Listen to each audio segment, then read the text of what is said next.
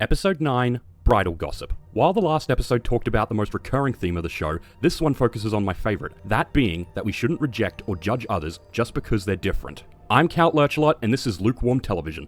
The episode begins with Twilight and Spike enjoying what appears to be a beautiful day in Ponyville, but something seems off as the entire town seems abandoned. Pinkie then gestures for Twilight to come into Sugar Cube Corner, where the other main characters, along with Applejack's little sister Apple Bloom, are hiding. Twilight inquires into what they are doing, at which point they reveal they are hiding from a mysterious hooded figure that has come to Ponyville. Being new to Ponyville, Twilight doesn't understand what they are afraid of. They reveal the hooded visitor is called Zecora. How they know this I have no idea because they are clearly too afraid to approach her, so I'm amazed anyone would ask her name. They reveal they are scared of her because she's mysterious, sinister, and spooky. Also, Applejack being a typical older sister makes Apple Bloom out to be more afraid than she actually is. Twilight gets a better look at Zecora as she removes her hood, and Rarity reveals that she's afraid of Zecora as she finds her mane tacky. Then Twilight reveals what everyone in the audience is thinking, that Zecora is a zebra. And before we continue, anyone who wants to point out that I'm saying zebra wrong, I'm Australian and this is how we're taught to say it growing up.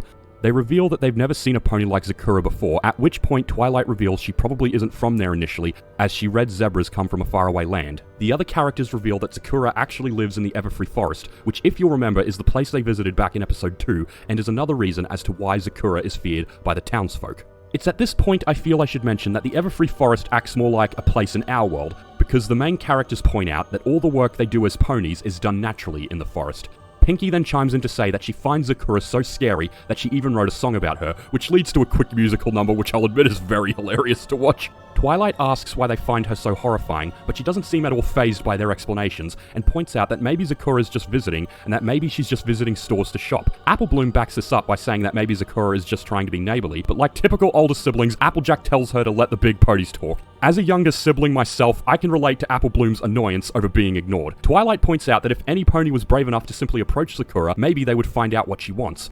Hearing this, Apple Bloom decides to approach Zecora, who by this point is leaving town. Despite this, Apple Bloom continues to follow Zecora into the forest. The main characters eventually realize Apple Bloom is missing, and knowing Zecora is still outside, they leave to try and find her. Although scared, Apple Bloom finds the courage to follow Zecora into the forest. The main six catch up and gain the attention of both Apple Bloom and Zecora. Upon seeing they are standing in a mysterious blue plant, Zecora tries to warn them that it is no joke, but the ponies write this off as mumbo jumbo and ignore her warnings. Twilight, however, still remains skeptical and insists that curses don't exist. Unfortunately, the other characters refuse to listen. That night, Twilight has difficulty sleeping as she thinks about all the things that were said that day. She wakes up the next morning with her mane a mess and jokes that maybe Zecora cursed her hair, but soon discovers that her horn is wobbly, making her wonder if Zecora did indeed curse her. Twilight tries to find a cure among her books, and Spike even finds a possible one, but upon reading it's about the supernatural, she brushes it off.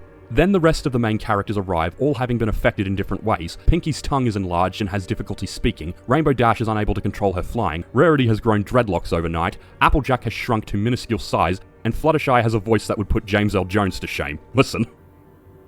I don't want to talk about it. Spike finds this hilarious and gives them all nicknames in relation to their ailments. He dubs them Herity, Rainbow Crash, Spitty Pie, Apple Teeny, Flutter Guy, and Twilight Flopple. Twilight isn't amused and sends Spike to keep looking for a cure. Rainbow Dash, on the other hand, thinks the best place to find a cure is at Zecora's. While many of the others agree, Twilight still refuses to believe this is a hex, and an argument breaks out between them. Feeling guilty, Apple Bloom decides to head to Zecora's to see if she can find a cure, but Applejack sees what she's up to and hitches a ride in Apple Bloom's tail hair. After some more arguing, the others realize that the apples have left to find Zecora and decide to go after them.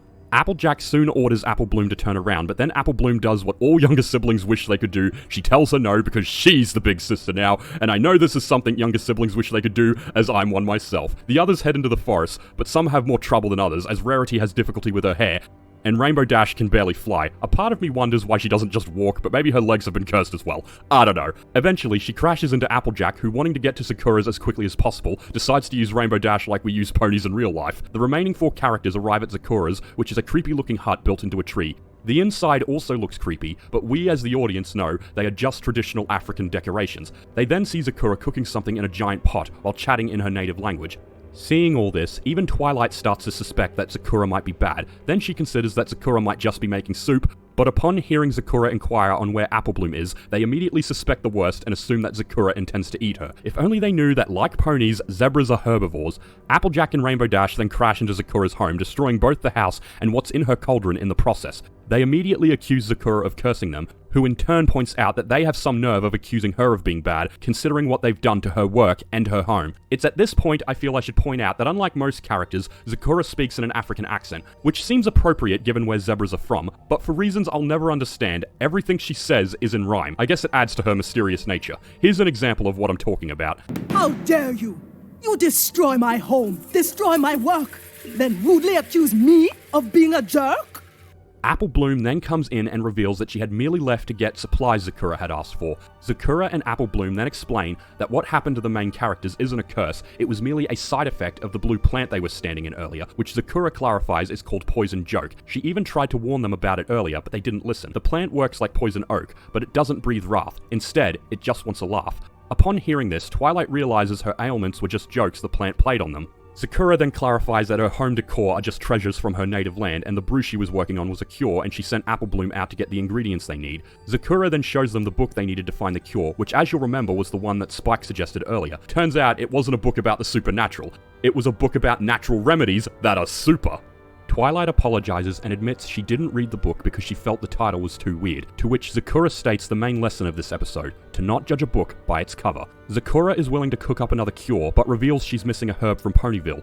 That's actually the reason she comes to Ponyville, to get ingredients for her work, but whenever she does, the shops are mysteriously closed. Because of this, they head back to Ponyville and manage to convince the residents there that Zecora is actually a good person, and they get all the ingredients they need for the cure. They then manage to have the herbal bath cure at the Ponyville Spa. One of the spa owners actually asks for the recipe as they find it luxurious. Twilight's message to Princess Celestia is the same lesson as Zecora spoke before, that they shouldn't judge a book by its cover, and just because something looks unusual or scary doesn't mean it is. You need to look past that and see them for what they are on the inside.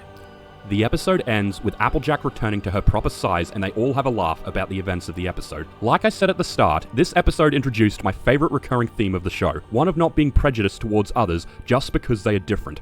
While it started with zebras, it would continue with many other species down the line, as you'll see in later episodes. Starting from this episode, Zecora would also become a recurring character. My only issue with this is that I honestly wish she appeared more often throughout the series, or introduced a few more zebras within the show, but that's probably just because I've always loved zebras. Until next time, thanks for watching, please like and subscribe, and I'll see you at the next review.